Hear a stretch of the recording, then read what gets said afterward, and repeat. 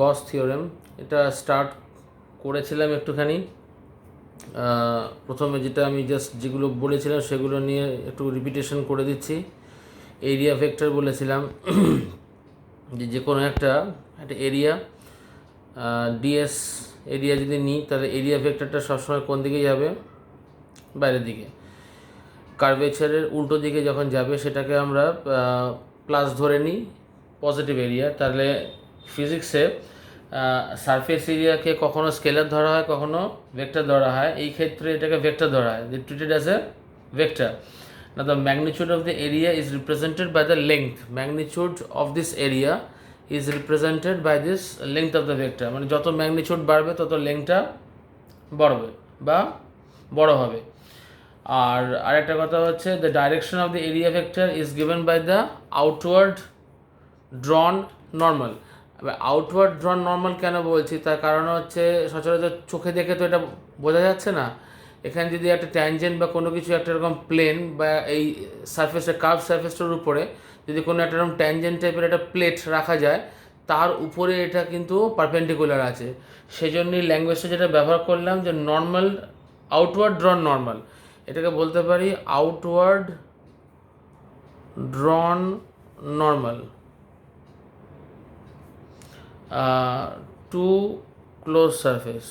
যেহেতু সারফেসটা ক্লোজ তাহলে এটা outward drawn normal to the close surface. তাহলে ডিএস এর ক্ষেত্রে ডিএস ভেক্টরটা হচ্ছে আমার এরিয়া ভেক্টর। আচ্ছা, সেকেন্ড থিং যেটা নিয়ে অলরেডি আলোচনা করেছিলাম একটুখানি, সেটা হচ্ছে ইলেকট্রিক ফ্লাক্স। ইলেকট্রিক ফ্লাক্স বলেছিলাম যেরকম এরিয়া যদি নেওয়া হয়, ধরো একটা এরিয়া নিলাম, ডিএস ভেক্টর নিলাম, এরিয়া ভেক্টর এইদিকে ডিএস মেশার করলাম, কিন্তু আমি ইলেকট্রিক ফিল্ড সেন্ড করছি এইভাবে। ইলেকট্রিক ফিল্ড মানে ইলেকট্রিক লাইন্স অফ ফোর্স। ল্যাঙ্গুয়েজগুলো ভালো করে খেয়াল করবি, সেটা হচ্ছে লাইন্স অফ ফোর্স কথাটা উচ্চারণ করছি। ই আর দুটোর মধ্যে অ্যাঙ্গেল হচ্ছে থিটা। তাহলে ই আর ডিএস এর মধ্যে অ্যাঙ্গেলটা থিটা যদি হয়, তাহলে ল্যাঙ্গুয়েজ হিসেবে কি বলেছিলাম, সিম্পল ল্যাঙ্গুয়েজ, সেটা হচ্ছে ই এর যে কম্পোনেন্ট ডিএস এর উপর দিয়ে যায়। আবার রিপিট করছি, ই এর যে কম্পোনেন্ট ডিএস এর উপর দিয়ে যায় সেটা ছিল ই কস থিটা। তাহলে ই এন বলতে পারি এটা, বা নর্মাল কম্পোনেন্টও বলতে পারি। তাহলে এটা হচ্ছে কম্পোনেন্ট অন ডিএস ভেক্টর। তাহলে সেখানে যখন আমি ডি ফাই লিখছি, এই যে কম্পোনেন্ট ইনটু ডিএস, এটাকেই বলি আমরা flux. Component into DS, component হচ্ছে ই কস থিটা ডিএস, বা লিখতে পারতাম আমরা ই এন, যেটা আমরা ই কস থিটাকে ই এন লিখেছিলাম, DS E N DS.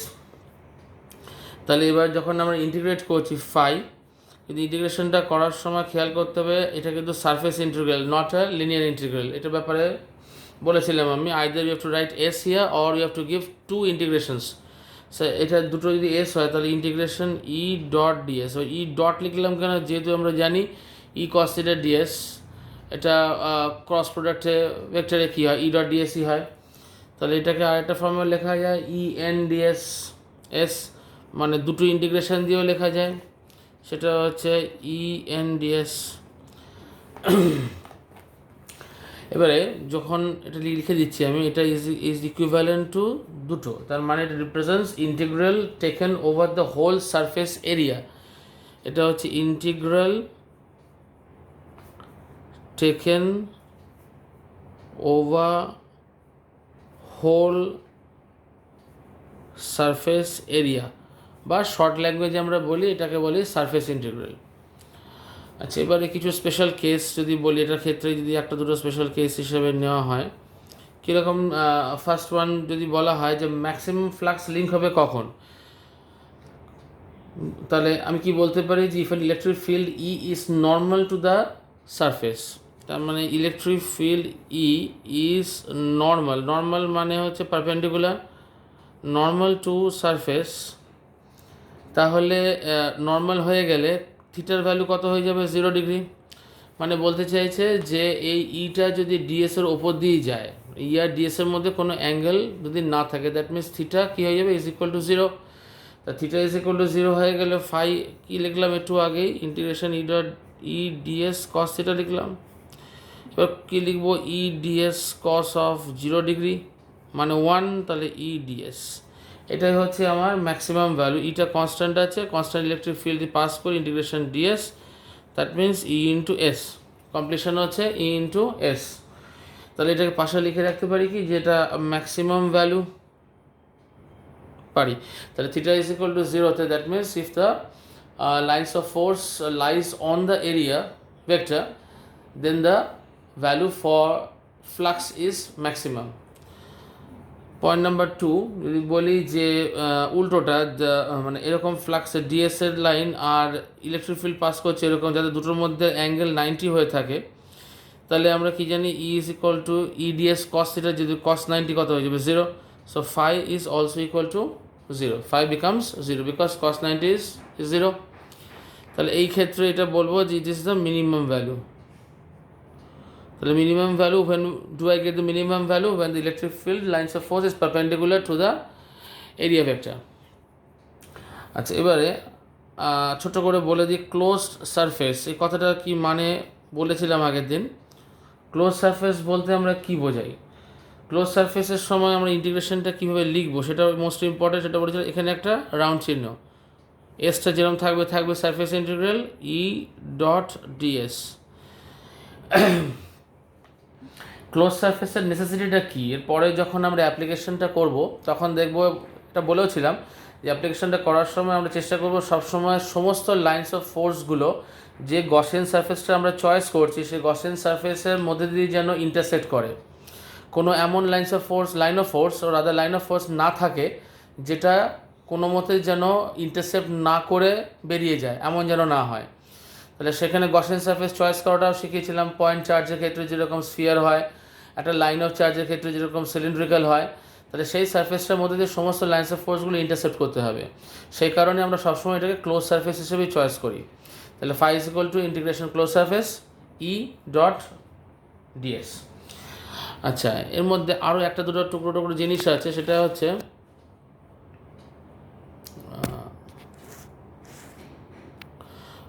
Positive flux, আর হচ্ছে একটা হচ্ছে নেগেটিভ ফ্লাক্স। এটা হচ্ছে জাস্ট সাইনের জন্য, যে বোঝার জন্য when do I take the flux to be positive, when do I take it to be negative. তার মানে বডিটা যদি থেকে আমার ফ্লাক্স লাইন্সগুলো বাইরের দিকে যায়, এনক্লোজ সারফেস বা ক্লোজ সারফেস, তার থেকে বাইরের দিকে সবসময় লাইন্স অফ ফোর্সগুলো বেরোচ্ছে বা ফ্লাক্স লাইন্সগুলো বেরোচ্ছে রাদার, তাহলে সেটাকে বললাম আমরা পজিটিভ ফ্লাক্স। দ্যাট মিনস এটা থেকে ইনফারেন্স ড্র করা যায় যে the source or the point charge lies inside the close surface. তাহলে এই যে সারফেসটা ওকে ঘিরে রেখেছে, তাহলে এই যে চার্জ থেকে যে লাইন্স অফ ফোর্সগুলো বেরোচ্ছে সেগুলো কি করবে, ভেতর থেকে বাইরের দিকে আসবে। এই যে ভেতর থেকে বাইরের দিকে আসছে, we take it to be positive. Negative হলে ঠিক উল্টো হতো, কী হতো, নেগেটিভ হলে একটু উল্টোভাবে যদি আমরা ভাবি যেখানে পজিটিভ রাখলে লাইন্স অফ ফোর্সগুলো বেরোবে, তাহলে উল্টোভাবে ভাবলে কী বলবো, নেগেটিভটা যদি এনক্লোজ এরিয়ার মধ্যে থাকে তাহলে কী হবে, লাইন্স অফ ফোর্সগুলো বাইরে থেকে ভেতর দিকে ঢুকবে। তাহলে সোজাভাবে আমরা কি বলবো, যে যদি বাইরে থেকে লাইন্স অফ ফোর্সগুলো ভেতরের দিকে ঢোকে, আর আদার এরমভাবে বলা যায় electric flux linked with a close surface is taken to be negative when the electric field vector is inwardly directed, যেটা হচ্ছে ভেতর দিকে ডিরেক্ট করা আছে। তাহলে এখানে ভলিউমটা কী হিসেবে কাজ করছে, সিঙ্ক হিসেবে কাজ করছে। এখানে কাজ করছিল ভলিউমটা কী কাজ করছিল, সোর্স হিসেবে। এখানে কি কাজ করবে, সিঙ্ক হিসেবে। সিঙ্ক মানে যেখানে সব এসে শেষ হয়। তাহলে কোনো জিনিসের যদি ভেতর দিকে লাইন্স অফ ফোর্সগুলো ঢুকতে থাকে, তাহলে সেটাকে বলবো sync, and the flux is taken as negative flux. Unit and dimension of electric flux, মোটামুটি দুটো জিনিস আছে, তারপরে proof of Gauss law start করবো। তার মধ্যে একটা হচ্ছে unit and dimension of electric flux. সোজা জিনিস, E into S, phi is equal to general formula পেয়েছি ই ইন্টু এস। এটা হচ্ছে electric field newton per coulomb, আর এসের ক্ষেত্রে মিটার স্কোয়ার ব্যবহার করতে পারি। তাহলে একটু সাজিয়ে লিখলে কি লিখবো, newton metre square coulomb inverse. এবার যদি ডাইমেনশনের কথা বলে, ডাইমেনশন কী করে লিখবো, সেটা হচ্ছে dimension of electric intensity into dimension of area. তাহলে ডাইমেনশন অফ ইলেকট্রিক ইন্টেন্সিটি মানে ফোর্স বাই চার্জ, তাহলে সেখানে দাঁড়াচ্ছে হচ্ছে ml t minus 3 i minus 1 into area মানে হচ্ছে এল স্কোয়ার। তাহলে সেখানে হচ্ছে M L cube 1 and 2 3 t minus 3 i minus 1। এখানে ইলেকট্রিক ফিল্ড ইন্টেন্সিটির পার্টটা হচ্ছে এইটা বাই ইন্টু এল স্কোয়ার, তার মানে হচ্ছে সারফেসের dimension. Electric field is equal to F by Q করে এসছি, is equal to F by Q, তাহলে ফোর্স বাই চার্জ, আবার চার্জ মানে হচ্ছে কারেন্ট ইন্টু টাইম, তাহলে সেটা করলে কিন্তু এটা এসে যাবে। আচ্ছা, এরপরে যেটা নিয়ে ডিসকাস করবো সেটা হচ্ছে solid angle, very very important thing. Conceptually solid অ্যাঙ্গেলটা গসের থিওরেম প্রুফের ক্ষেত্রে বা গসের থিওরেম আন্ডারস্ট্যান্ডিংয়ের ক্ষেত্রে প্রচণ্ড important. Solid angle or rather 3D অ্যাঙ্গেলও বলতে পারি আমরা।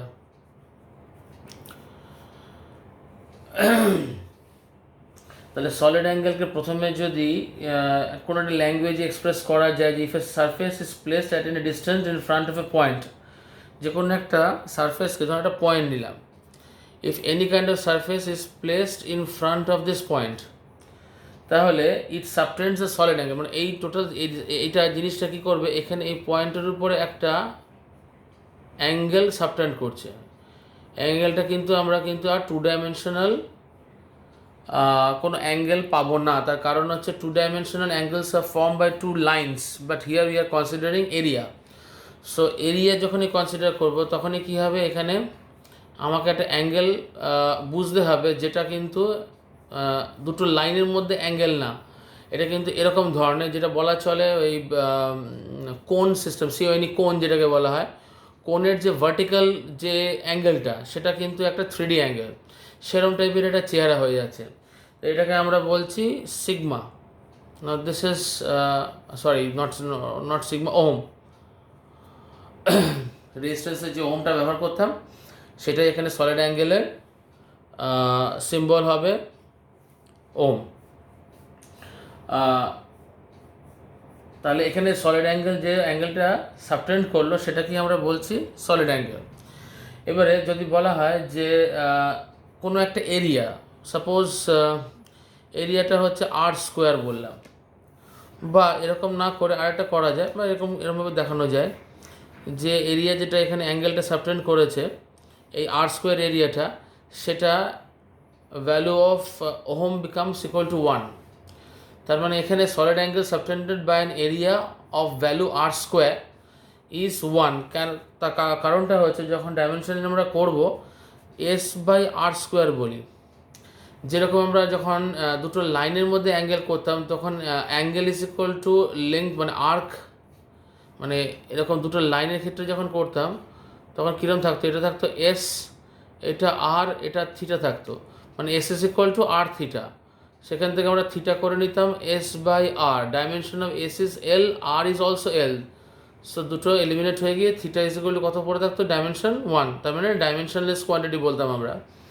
এখানে যেহেতু লেংথ বাই লেংথ হবে না, এরিয়া বাই এরিয়া হবে, তাহলে s/r², সবসময় খেয়াল রাখতে হবে যেটা হচ্ছে এরিয়া, s/r²। এখানে কী বলা ছিল, এখানে আমি স্ফেরিক্যাল সারফেস হিসেবে করতে পারি, যেরকম একটা স্ফিয়ার নিলাম, একটা এখান থেকে একটা এরিয়া নিলাম, চয়েস করলাম, যেটা সেন্টারে, এই এরিয়াটা হচ্ছে r² ভ্যালু, তাহলে সেন্টারে যে অ্যাঙ্গেলটা সাবটেন্ড করবে সেটাও ইজ ইকুয়াল টু, তাহলে ওমেগা বলতে পারি। তাহলে এখানে omega is equal to s/r², তাহলে omega is equal to S বলতে area of spherical surface by radius square, area of spherical surface by radius square. তাহলে এটা যে এরিয়াটা আমি চয়েস করেছিলাম সেই এরিয়াটা সাবটেন্ড করছে সেন্টারে কত অ্যাঙ্গেল, ও সেন্টারে কত অ্যাঙ্গেল হচ্ছে omega. Omega is equal to area of spherical surface by radius square. Dimensionally দেখা যাবে সেটাও কি আসছে, 1ই চলে আসবে, কারণ এরিয়া বাই রেডিয়াস স্কোয়ার, সেখানেও সেটা কি চলে আসবে, এটা অ্যাপ্রক্সিমেটলি ইকুয়াল টু ডাইমেনশন কত চলে আসবে, ডাইমেনশন 1 চলে আসবে। এমনি অ্যাঙ্গেলের ক্ষেত্রে যেটা আমরা বলতাম dimensionless quantity, here to be find that solid angle is also a dimensionless quantity. এর ইউনিট যেটা আমরা লিখি সেটাকে লিখি আমরা স্টিরেডিয়ান। যেরকম আমরা অ্যাঙ্গেলের ক্ষেত্রে 2 ডাইমেনশন অ্যাঙ্গেলের ক্ষেত্রে যে ইউনিটগুলো লিখতাম সেটা ছিল ডিগ্রি অ্যান্ড রেডিয়ান। এখানে যেটা ইউনিট লিখবো সেটা হচ্ছে স্টিরেডিয়ান। অনেকে স্টিরেডিয়ান উচ্চারণ করে, স্টিরেডিয়ান উচ্চারণ করে, অ্যাজ ইউ উইশ। তাহলে এইটুকু যে কনসেপচুয়াল ব্যাপারটা আমার ক্লিয়ার হলো। তাহলে আমি ছোট্ট এখানে এরিয়া নিয়েছিলাম r², না নিয়ে যদি এখন আমাকে প্রশ্ন করা হয়, ইফ আই এম কোয়েশ্চেন যে total surface area of the sphere, how much angle is subtended by the total surface area of the sphere. তাহলে surface area of the sphere সমান কী জানি আমরা, 4πr²। বাই কত লিখবো, 4πr² বাই কত লিখবো, r²। Because area of the spherical surface, that means if it is a complete sphere, enclosed sphere, that means the area of the surface is 4πr², and area square means r². So this becomes the angle which is subtended by the whole sphere at its own center. এটা কাটাকাটি হলে কি পড়ে থাকে, 4π। তাহলে 4π হচ্ছে total solid angle বলা হয় এটাকে, টোটাল সলিড অ্যাঙ্গেল।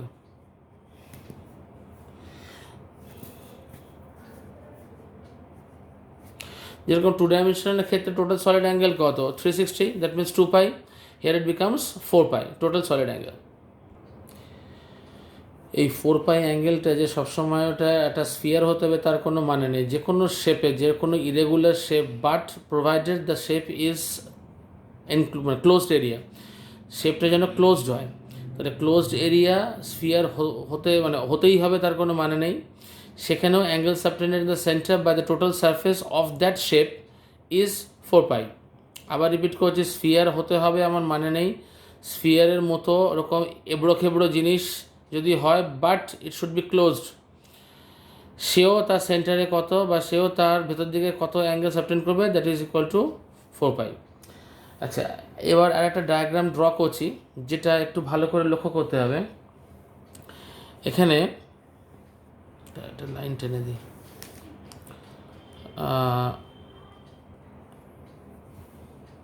রেডিয়াসের সঙ্গে যে এরিয়াটা আমি এখানে ড্র করলাম, actually the area taken is not the same. তার মানে আমি এরিয়াটা অনেকটা ওপরে, তার মানে যে এরিয়াটা আমি চয়েস করেছি সেটা হচ্ছে আমি একটুখানি মোটা করে দিলাম। এবার এই এরিয়াটা কিন্তু অ্যাকচুয়ালি এই এরিয়াটা নয়। দ্যাট মিন্স এই যে রেডিয়াস ভেক্টরটা যখন এখান দিয়ে পাস করছে, বা যে কোনো রেডিয়াস পাস করছে, সেটার সঙ্গে কিন্তু চয়েসড এরিয়া বা এরিয়া আমরা যেটা চয়েস করেছি সেটা কিন্তু নর্মাল নয়। তাহলে এটাকে আমি আর ভেক্টর বলছি, কিন্তু এই আর ভেক্টরটা কিন্তু ওর উপরে নর্মাল নয়। তাহলে এই এরিয়াটার ভেক্টরটা কোন দিকে, একটু ওপর দিকে থাকবে। তাহলে এটা ডিএস ভেক্টর। আর দুটোর মধ্যে অ্যাঙ্গেল কত বলছি, থিটা। তাহলে আরের মানে আরটা যখন পাস করছি তখন এটা কিন্তু এর উপরে 90 ডিগ্রি নেই। 90 ডিগ্রি কোনটা আছে, এইটা আছে। পেনটা মুভ করছি যেটা এইটা রয়েছে, কিন্তু যে এরিয়াটা আমি চয়েস করেছি সেটা কিন্তু 90 নেই। তাহলে এই যে এরিয়াটা চয়েস করেছি তার যে এরিয়া ভেক্টরটা আর এই পয়েন্ট থেকে যে রেডিয়াস ভেক্টরটা বেরিয়েছে, they would not or should not lie on the same line. তাহলে দুটোর মধ্যে অ্যাঙ্গেল কত আছে, দুটোর মধ্যে অ্যাঙ্গেল আছে থিটা। এবার যখন আমি এটা করতে যাব, তাহলে এই আরের উপরে কোন কম্পোনেন্টটা আছে তাহলে বের করতে হবে আমাকে। মানে এরিয়া ভেক্টর যখন আমি লিখছি যে এটা ইজ ইকুয়াল টু s/r², তাহলে s/r² ফর্মটা এখানে কি হবে। যদি আমি বলি এখানে এরিয়াটা যেখানে অ্যাঙ্গেলটা সাবটেন্ড করেছে d⍵, তাহলে d⍵ is equal two generally আমার কী হয়, s/r² ফর্ম হয়। কিন্তু এখানে s/r² ফর্ম বদলে এখানে এর একটা কম্পোনেন্ট নিতে হবে, কারণ যে এরিয়াটা আমি চয়েস করেছি সেটা কিন্তু ডিএস ভেক্টরের সঙ্গে রয়েছে। কীভাবে, ডিএস কস থিটা হিসেবে, ds cos theta by r²। এখন কস থিটা কেন করলাম সেটা হচ্ছে, যদি আমি আর ভেক্টরের লাইনে ওটাকে নেওয়ার চেষ্টা করি, মানে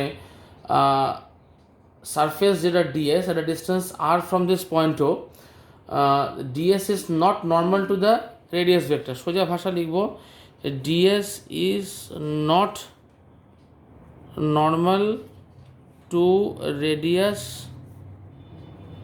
ভেক্টর আর। তাহলে রেডিয়াস ভেক্টর আর এর দিকে ডিএস এর কোন কম্পোনেন্টটা আছে, তাহলে লিখব যে the component of DS the ডিএসের কোন component, cost component on R the component of DS along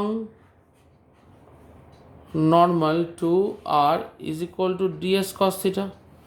যেখানে আমি এস লিখছিলাম সেখানে কত লিখবো এখন, ডিএস কস থিটা, আর আর স্কোয়ারটা আর স্কোয়ারের মতো বসে যাবে। এবারে এইটা যদি টোটাল কোনো একটা এনক্লোজড এরিয়া বা কোনো একটা ক্লোজড সারফেসের একটা ছোটো একটা পার্ট হয়ে থাকে, তাহলে সেই টোটাল অ্যাঙ্গেলটা কত সাবটেন্ড করবে, ইন্টিগ্রেশন ডি ওমেগা। তাহলে ওমেগা ইজ ইকুয়াল টু, এখানে স্মল ওমেগাও লিখতে পারি, integration of ds cos theta by R square, লিখতে অসুবিধা নেই। এটাও কত আসবে, এটাও 4 পাই আসবে। সে কারণে আমি আগে থিওরিটা বোঝানোর সময় বারবার বলছিলাম যে সারফেস যাই হোক না কেন, যে চেয়ারেরই হোক না কেন, angle subtended at the centre which should always be equal two 4 pi, that means 720 degrees. আচ্ছা, এবারে যেটা স্টার্ট করছি সেটা হচ্ছে স্টেটমেন্ট অফ গস থিওরেম। গস থিওরেমে প্রথমে স্টেটমেন্টটা করব, তারপরে একটা প্রুফ করার চেষ্টা করব। স্টেটমেন্ট মানে গস থিওরেমে প্রুফ। স্টেটমেন্ট কী লিখছি, স্টার্ট করেছিলাম, to the net electric flux linked with a closed surface is 1 by epsilon times the net charge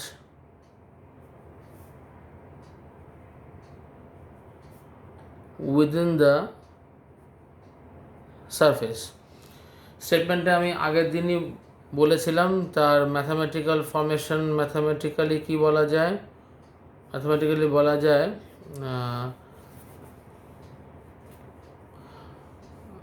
phi is equal to integration closed integral surface integral E ds, closed surface integral E ds is equal to q by epsilon। আর যদি permittivity of the medium কিউটা total charge হয় enclosed, মানে এখানে কিউটা কি বলেছিলাম যে total যে ক্লোজ এরিয়াটা নিয়েছে তার ভেতরে যে চার্জটা বসে আছে সেটা হচ্ছে কিউ। তাহলে কিউকে কি বলা যায়, টোটাল চার্জ। তাহলে কিউকে বলা যায় total charge enclosed by the surface, enclosed by surface, যে সারফেসটা চয়েস করেছি। তাহলে এখানে যদি এটা এয়ার মিডিয়াম বা ভ্যাকুয়াম হয়, ভ্যাকুয়াম হতে পারে বা এয়ার মিডিয়াম হতে পারে, তাহলে phi is equal to q by, তখন কী হয়ে যাবে, এপসাইলন নট হয়ে যাবে। আচ্ছা, এবারে আমরা প্রুফ করার চেষ্টা করছি এটা।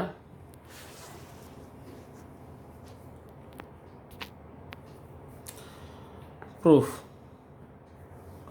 আচ্ছা, প্রুফ করার জন্য প্রথমে যেটা করতে হবে সেটা হচ্ছে যে ফর্মুলাটা আমরা করে এসেছি, যে কোনো একটা চার্জ রাখা থাকলে তার থেকে আর ডিস্টেন্সে কোনো একটা পি পয়েন্টে যদি ইলেকট্রিক ফিল্ড আমাকে জিজ্ঞেস করা হয়, তার মানে কিউ চার্জ রাখা আছে, পি পয়েন্ট ইলেকট্রিক ফিল্ডের ফর্মুলা কী শিখে এসেছি আমরা, ই ইজ ইকুয়াল টু, যেটা আমি সিমেট্রিক ফর্মুলা বলছি প্রতিবার, তাহলে 1/4 epsilon naught q by R square. আচ্ছা, যেহেতু আমরা ওটা এপসাইলন দিয়ে করেছিলাম, সে আমি প্রথমে স্টার্টে এপসাইলন দিয়ে করছি, তারপর ওটা এপসাইলন নট রিপ্লেস করবো। E is equal to 1/4 epsilon Q by R square any medium other than vacuum or air. তাহলে এখানেও আমি সারফেসটাকে ড্র করার চেষ্টা করছি। এরকম ধরনের একটা সারফেস নিলাম, এবড়ো সারফেস, আমি এটা ডিএস এরিয়া নিলাম। এখানে চার্জটা রাখা আছে কত, plus q, that means at the centre of the closed surface. তাহলে এখান থেকে লাইন্স অফ ফোর্সগুলো কীরকম বেরোবে, একদম স্ট্রেট বেরিয়ে যাবে, ইলেকট্রিক লাইন্স অফ ফোর্স বেরোবে এরকম। আর এই যে এরিয়াটা চয়েস করেছি, এর এরিয়া ভেক্টরটা সাপোজ ধরলাম এইটা, তাহলে ই আর ডিএসের মধ্যে একটা অ্যাঙ্গেল ক্রিয়েট হয়েছে, দ্যাট ইজ থিটা। তাহলে আগের মতোই আমরা কি করব, যে কোন কম্পোনেন্টটা ডিএসের উপরে পড়ে, কার না ই এর, the component of electric field vector E which lies on the area vector DS, সেটা হচ্ছে ই কস থিটা। তাহলে সেখান থেকে আমরা স্ট্রেটভাবে ইলেকট্রিক ফ্লাক্স বের করা শিখে নিয়েছিলাম, আর নতুন করে ওটা শিখবো না। স্ট্রেটভাবে ইলেকট্রিক ফ্লাক্সের এটা আমি এখানে লিখে দিচ্ছি, electric flux through area choice করেছি কত, ডিএস। তাহলে কি লিখবো, electric flux through area ds. তাহলে সেটা কত হবে, E dot ds is equal to E cos theta into ds, or other E ds cos theta. এইবারে আমি ইলেকট্রিক ফ্লাক্স থ্রু এটা মানে রিপ্লেস করব কি দিয়ে, ই এর যে ভ্যালুটা আমরা জানতাম সেই ভ্যালুটাকে রিপ্লেস করছি, কারণ এখানে যদি এই পয়েন্টটা হয় that is similar to this one, q lies here, also Q lies here, and this point is similar to the P point here. That means you can replace this E with this formula. তাহলে replace করে দিচ্ছি। তাহলে কি replace করবো, Q by 4πε r square, এর জায়গায় replace হয়ে গেল ds cos থিটা বাই 1। এবারে if you can arrange this expression, বলতে কীরকম লাগবে, এইটাকে লেখা যায় Q by 4πε ds cos theta by r square. একটু আগে শিখেছি ds cos theta by r স্কোয়ারটা হচ্ছে ডি ওমেগা, তাহলে কিউ বাই 4πε ডি ওমেগা।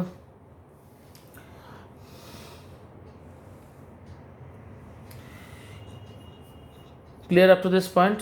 এবার D omega is equal to DS cos theta by R square, মানে solid angle subtended at O by the area DS, এটা লেখা চলে। আমি আরেকবার রিপিট করে দিচ্ছি, solid angle subtended by the area vector ds at center O, that is d omega, q by 4πε0 into d omega, that is d phi. Now it becomes a mathematical part. Phi is equal to integration of d phi, integration of q by 4πε d omega. We know that it is a surface integral or closed surface integral rather, so you can take out q by 4πε0 d omega s. So already we have studied that the total solid angle subtended by any shape closed area is 4 pi. So this expression will yield 4 pi. So 4 pi gets cancelled, it becomes q by epsilon. So the Gauss law is proved.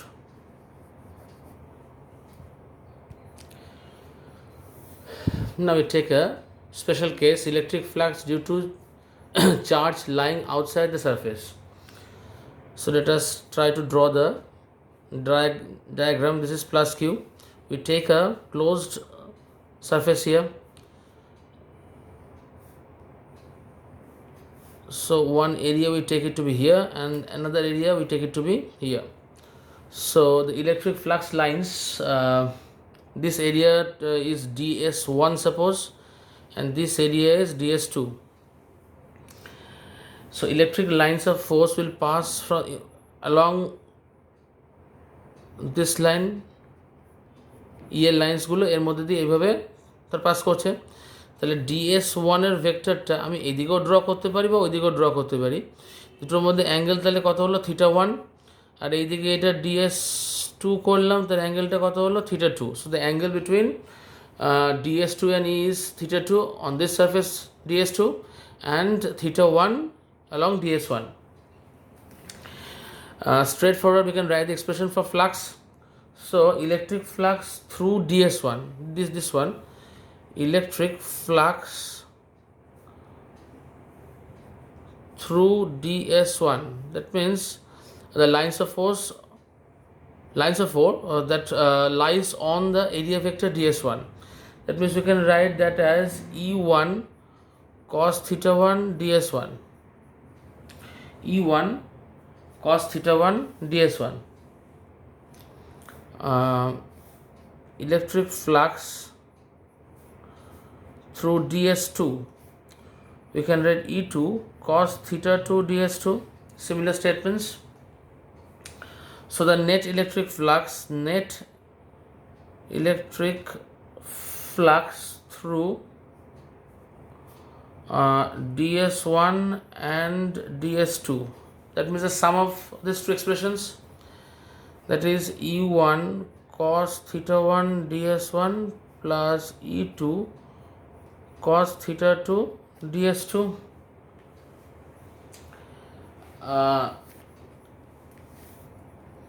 If we replace the value of E1, that means q by 4πε r1 square cos θ1 ds1 plus q by 4πε epsilon r2 square cos theta 2 ds2. So the value or the expression of E, both E, that means q by 1 by 4 epsilon naught q by r square, that is from the symmetric expression. আমরা symmetric expression থেকে এটাকে replace করে দিলাম E1 আর E2টাকে। another style সেটা হচ্ছে কি লিখতে পারি q বাই 4 পাই এপসাইলনটাকে আমি আলাদা করে দিলাম, তাহলে ওপরে পড়ে থাকছে কত ds1 cos theta 1 by r1 square bracket করে দিলাম।